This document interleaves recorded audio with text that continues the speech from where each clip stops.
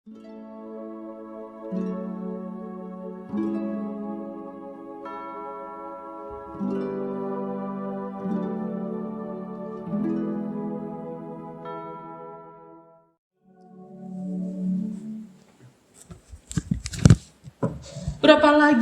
lama lagi kamu harus begini? Belum puaskah kelakuanmu telah merajam perasaanku? Untuk apa aku harus bertahan denganmu?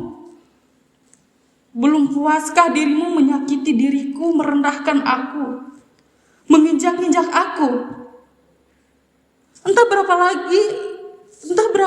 kali kamu menampar pipiku, entah berapa banyak kali caci maki yang kamu lontarkan kepada aku. Serendah itukah aku di mata kamu? Aku bukan objek pelampiasan amarahmu, ujar sang istri. Sudah Ma, sudah. Aku minta maaf, iya aku salah, aku minta maaf. Sudah, gak usah dibahas lagi, jawab sang suami. Nanti? Sampai kapan aku harus menanti?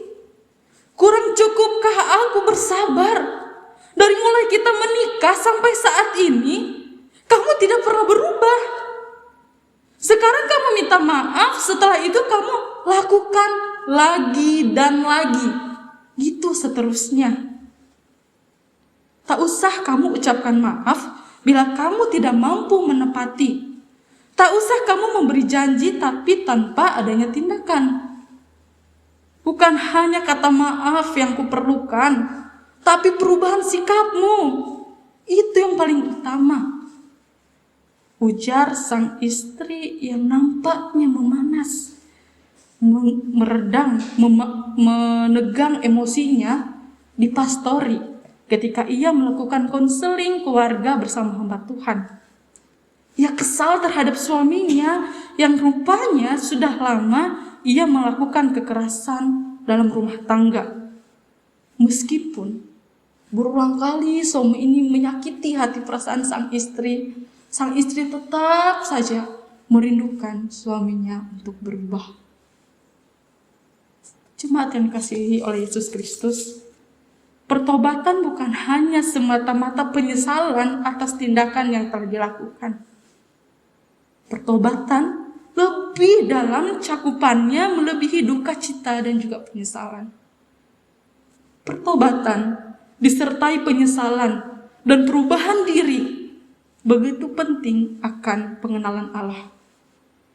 Tanpa pertobatan yang sungguh-sungguh akan menghambat manusia untuk mengenal Allah. Jemaat yang dikasihi oleh Yesus Kristus, kalau kita baca dari Hosea pasal ke-5 ayat yang ke-15, kita akan membaca tentang isi hati Tuhan. Apa kira-kira isi hati Tuhan? Ternyata isi hati Tuhan ini merupakan ungkapan kerinduan Allah agar bangsa Israel ini kembali kepada Allah. Allah menanti-nantikan bangsa Israel datang kepada Allah, mencari wajah Allah, menyesali segala perbuatannya. Lalu kira-kira apa ya kesalahan yang mereka lakukan dalam konteks Hosea ini? Nah, Bapak Ibu, kalau kita baca kitab Hosea, terutama pada pasal 1 ayat 3 itu kita akan diperkenalkan dengan cerita yang menarik. Cerita menarik ini tentang kehidupan keluarga Hosea. Nah, pada pasal pertama ini kita akan menceritakan tentang biografi Hosea, di mana Allah memerintahkan Nabi Hosea ini untuk mengawini seorang wanita Sunda, seorang wanita pelacur yang bernama Gomer. Uniknya, akan tetapi ternyata Gomer ini merupakan istri yang tidak setia. Gomer kembali lagi jatuh ke dalam kehidupan lamanya dari masa dulu ketika Hosea mengambilnya. Apa yang dilakukan Gomer? Gomer ini adalah wanita yang dulunya telah ikut upacara-upacara penyembahan Baal, di mana para penyembah mendramakan perkawinan ilah antara dewa Baal dan juga Dewi Atnat. Apa tujuannya mereka melakukan itu? Tentunya tujuannya itu untuk meminta kesuburan dan juga ladang ternak mereka terjamin. Uniknya ternyata di dalam kitab Hosea ini, hubungan Nabi Hosea dengan Gomer ini ternyata menggambarkan satu hubungan antara Allah dan juga bangsa Israel. Dia menggambarkan bagaimana ternyata bangsa Israel ini juga telah melakukan perzinahan. Perzinahan dengan siapa? Dengan dewa dari bangsa Kanaan itu. Israel telah meninggalkan Allah dan telah menduakan hati Allah. Allah dengan cara yang tadi menyembah dewa Kanaan itu. Nah, tujuannya untuk apa? Karena tujuannya itu sama, untuk mendapatkan kesuburan dan juga hidup. Nah, dalam konteks Kanaan pada saat itu, fungsi dari dewa Kanaan ini, dewa Baal ini dikenal sebagai dewa yang menguasai angin dan hujan, dewa yang menguasai kesuburan dan hidup, dewa penguasa perang, dan yang menguasai kematian. Oleh karena itu, karena iming-iming yang diberikannya ini justru menarik hati bangsa Israel untuk menyembah dewa Baal ini.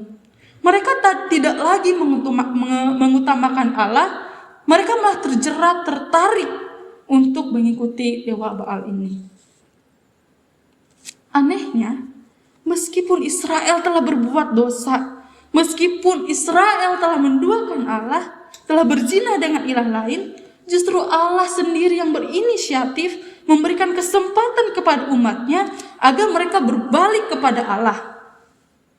Allah menginginkan mereka kembali lagi kepada Allah. Allah ingin mereka melihat bahwa Allah turut hadir dalam kesesakan dan kesengsaraan bangsa Israel melebihi dewa Baal. Untuk itu kalau kita lihat dari ayat dari Hosea 6 ayat 1 sampai 3 itu merupakan isi hati ungkapan Allah yang dirindukan kepada bangsa Israel. Allah ingin bangsa Israel itu mengingat. Apa yang diingat? Pertama, Allah lah yang telah menerkam dan Allah juga yang menyembuhkan. Allah lah yang memukul, tapi Allah juga lah yang membalut luka mereka. Allah yang akan menghidupkan dan membangkitkan manusia, dan semua manusia akan hidup di hadapannya. Dan pertolongan Allah, janji Allah kepada umat Israel seperti fajar yang tidak pernah terlambat bersinar, dan pertolongannya akan datang seperti hujan yang akan mengairi bumi ketika kering tandus.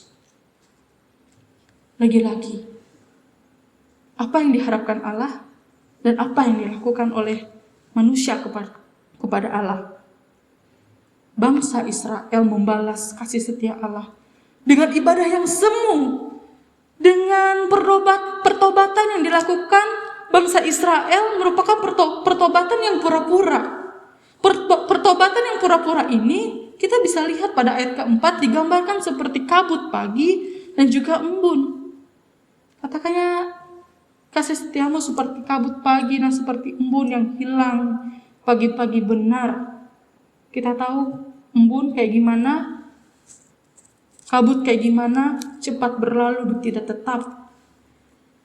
Pertobatan bangsa Israel tidak sungguh-sungguh hanya sebatas penyesalan. Hanya sebatas penyesalan. Sikap bangsa Israel ini adalah sikap penyesalan yang tidak diiringi oleh perubahan sikap hati, perubahan cara pandang, perubahan tingkah laku. Padahal, saking sayangnya Allah atas bangsa Israel, Ia telah mengirimkan para nabi dan Allah juga telah menghukum mereka supaya mereka berbalik kepada Allah. Bapak Ibu yang kasih Yesus Kristus, pada bulan Februari, yang saya ingat bulan Februari bulan lalu gitu ya, kita sama-sama sudah belajar kitab Imamat. Kita belajar pada setiap hari Rabu malam dengan Pak Novi gitu ya. Kita belajar bagaimana bangsa Israel yang berdosa diperdamaikan dengan Allah yang kudus itu. Bagaimana Allah yang penuh anugerah itu menyediakan jalan bagi setiap orang yang berdosa untuk tinggal dalam hadirat yang kudus itu. Karena Allah itu kudus, kekudusan Allah ini mengakibatkan segala yang ada di sekitarnya pun harus kudus. Jadi jika umat Israel ingin tinggal dalam hadirat Allah, ia terlebih dahulu harus menguduskan dirinya dengan cara apa? Melakukan ritual dengan memberikan korban-korban bakaran melalui para pemimpinnya, yaitu para imam. Kalau diingatkan kembali itu pasal 1 ayat 7 kurang lebih kayak gitu. Jadi atas kerinduan hati mereka ada di dalam hadirat Allah, mereka harus memberikan persembahan korban bakaran. Tetapi uniknya kalau di dalam Hosea ayat 6 pada ayat 6 ini justru mereka malah mengadakan peribadahan yang tidak dari hati mereka. Mereka justru mempersembahkan korban bakar-bakaran ini hanya sebagai formalitas saja.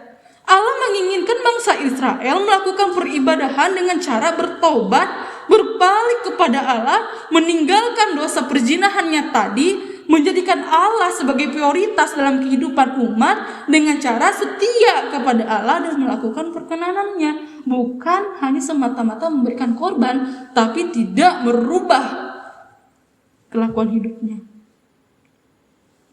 Setia kepada Allah. Lakukan pengenalan akan Allah. Setia kepada Allah, maksudnya ini berpegang teguh dengan pendirian, dengan komitmen.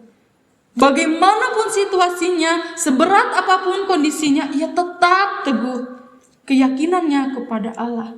Sekalipun mereka berada di dalam tekanan. Kalau kita ingat tadi ayat yang tadi, Allah yang memberikan, Allah yang menerkam, Allah yang memukul, tapi Allah jugalah yang menyembuhkan.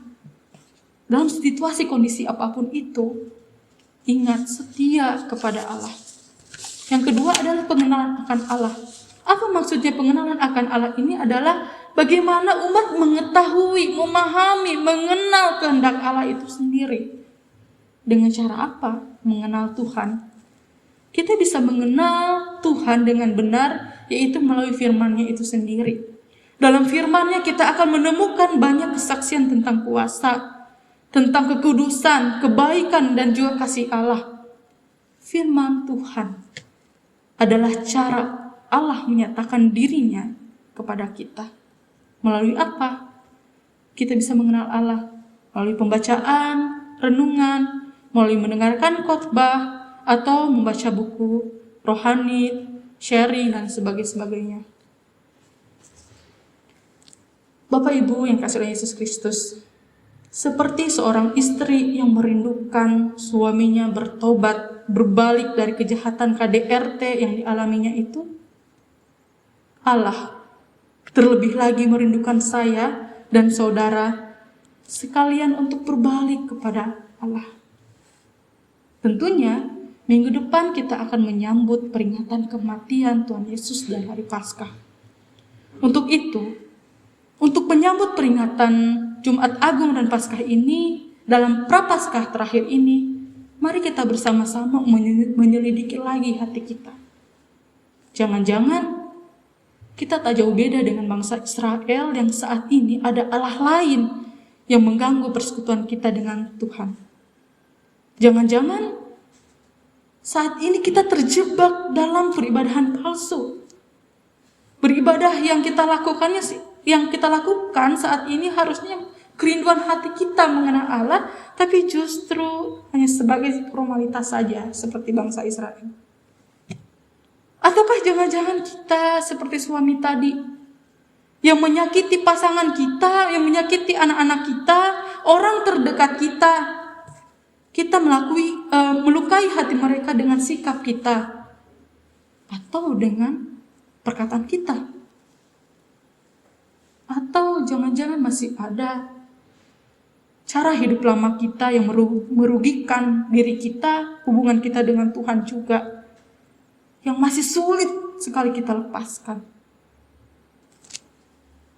Bapak Ibu yang kasih Yesus Kristus, mari kita sambut kematiannya dan kebangkitannya dengan pertobatan yang disertai perubahan. Tinggalkan dosa itu, mari berbalik kepada Allah. Saya akan memberikan kesempatan kepada ibu dan bapak kita berdoa secara pribadi kepada Allah. Dosa apakah yang sekarang ini mengganjal dalam hati kita? Adakah Allah lain di hati kita yang mengganggu persekutuan kita dengan Tuhan? Saya memberikan kesempatan kepada ibu bapak untuk berdoa dalam hati kita masing-masing.